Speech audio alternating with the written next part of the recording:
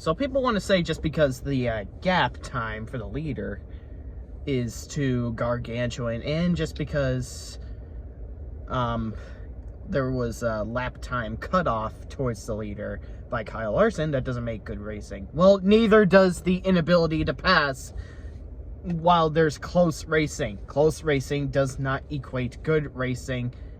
Get your head out of your asses.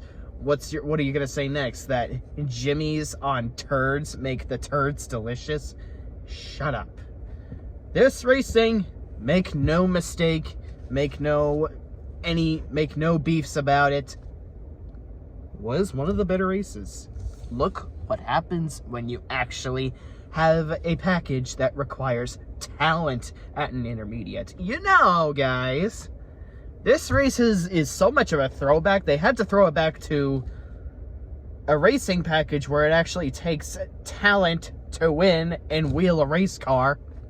Just look at Kyle Larson threading the needle in the middle lane in the lap traffic while he was trying to hunt down Martin Truex Jr. for the lead. That was badass racing, because that is the pinnacle of badass racing. That is exactly what I always anticipate for whenever I am watching intermediates. And Darlington did not disappoint. And people are going to complain about Martin Truex Jr. dominating and outright smacking down the field, putting the biggest stranglehold on Darlington since, I want to say, Jimmy Johnson 2012 or something like that. Or Kevin Harvick at the 2014 Darlington race. I was there, too. Tough shit. Talent over entertainment. Deal with it. If you want entertainment, watch WWE, not NASCAR. Get over it. If you can't stand talent, you've got the wrong sport to watch. Deal with it. Martin Truex Jr. earned that victory, and he's not even my all-time favorite driver. I mean, I do like him a lot, but he's not my number one favorite. My favorite current driver in NASCAR finished 7th today, which was the driver number he was tributing to, which was Chase Elliott to Alan Kulwicki. So how poetic is that? That he finishes in the position that was driven by the driver he was tributing to, Alan Kulwicki in the 7 Hooters machine, Thunderbird. Hooters Thunderbird Ford. So I can't really complain about that, albeit I'm still very patiently waiting on that win. I couldn't care any less to see the Petty Enterprise milestone in person, so I just want a simple Chase Elliott win once I come to Dover, Delaware. But if it doesn't happen, well, it is what it is. I've got 7 other chances for that to happen. But hey, big congrats to Martin Truex Jr. You outright scorched the shit out of the field with your absolute talent. Talent is all I ask for to see in NASCAR. All I ask for NASCAR is to not stick their nose where it doesn't belong. All I ask is for no manufactured entertainment, and that's what I got today, and I am feeling satisfied. No Boston reference intended. So a lot of people say that Martin Truex Jr.'s throwback is a bit anticlimactic because it doesn't really throw back to any old scheme. Well, honestly, I don't agree, because they said it was throwing back to the black Furniture Row livery, because, well, let me put it this way. It's the Furniture Row scheme, but reimagined in Auto Trader's sponsors. So, essentially, it is the Furniture Row throwback, but reimagined into a different sponsor, which I find pretty creative, if I were to be honest myself.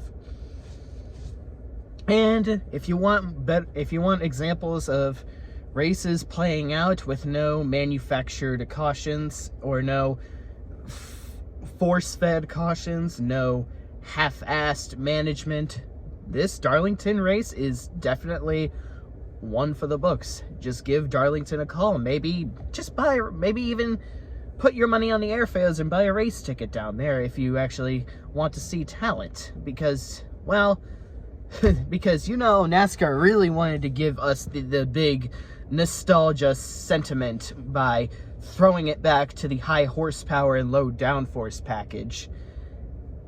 I can only imagine the behind the scenes. So, how do we want to make the fans feel extra nostalgic during the throwback race at Darlington? Oh, I know. Let's give the drivers a package that requires real talent. What do you say? Okay, that sounds good. Let's move on. I guess. I guess that's why they wanted to put this package at Darlington. I don't know. You guys tell me.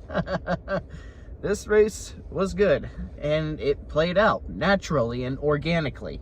Kyle Larson really tried with all his might to chop down Martin Truex Jr.'s lead from roughly 6 seconds all the way down to half a second, but it just wasn't enough, and he was just eating up his tires a little bit too hard than he should have or could have. But hey, well, it is what it is. Martin Truex Jr. smacked down the field like a real talented badass, and I gotta congratulate the guy for that. I gotta be a good sport. No excuses. He outright scorched the shit out of the field with no one sticking their nose where it didn't belong. It is what it is. Martin Truex Jr. wheeled that to victory lane. I know a lot of people probably wanted, we want them crashes. Tough shit. Deal with it. If you want crashes or violence to make yourself entertained, watch Michael Bay movies, not NASCAR. Deal with it. Besides, if you want to be entertained by NASCAR racing and without a single crash in any race at all, why don't you just give Homestead Miami a call? They're willing to have fans in their stands. They're willing to have some dedicated fans that want to watch racing that isn't manufactured or force-fed down the entire fan base's throat. They would love it. I guarantee it.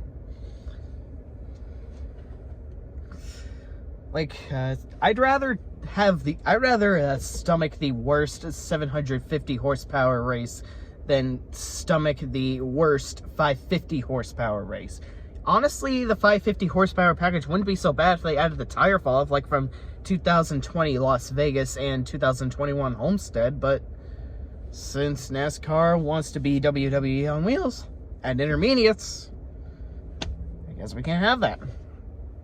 Unless it gets somehow, some miracle gets so bad that NASCAR finally gets the wake-up call. They sure did by going to the road course at Indianapolis and going back to Nashville for the first time in the Cup Series anyway, and throwing it back to a racing package at an intermediate at Darlington. So yeah, I mean, if anyone really wants, you don't really need so much side-by-side racing or constant lead changes for the races to be entertaining. There were plenty of great saves throughout the race. Kyle Larson had a lot of saves.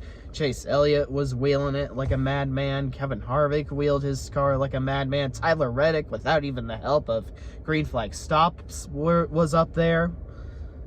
Martin Truex Jr. was saving his car relentlessly. There were a lot of great saves this race.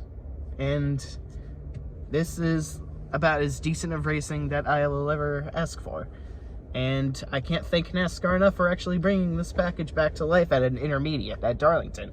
Then again, like I said earlier, they probably wanted to throw it back to a time where it actually took talent to wheel a car at intermediates. So yeah, I'm still having a good, positive outlook on 2021. It's more bad than good. More good than bad, I'm sorry. Brain fart. Probably the ugliest brain fart I ever had. To the point where it actually stained its undies. Please excuse my brain fart. There's more positives than negatives about this year so far, but I don't want to jinx it, because you never know what kind of ugly shit will ambush the shit out of you, thus tearing your heart asunder. So, yeah, hopefully people that understood racing just as good as I, Kamikaze Games, Levi McIntyre, Ty Naughton, Conrad McDonald, Alex Hoover, and so on have enjoyed this race just as much as I did, because you should never be able to ruin Darlington to the degree you did the 2 previous years. But hey, Darlington's back to its former glory, and I love it. Darlington's back to the good old days of decent, talent-required racing, and I love it. Just like Homestead when they had the tire fall off. And can't wait to see what's in stores for the Monster Mile. Unfortunately, a lot of people on the NASCAR Council will think otherwise because they don't understand what real racing is, because they want to have fist fights to the point where there's an absolute bloodbath in the pits. Because, well, we want more butts in the seats, according to NASCAR's obnoxious mentality. They care more about excitement than real talent.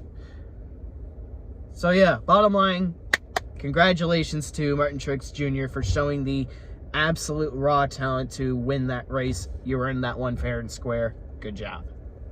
See you come the Monster Mile.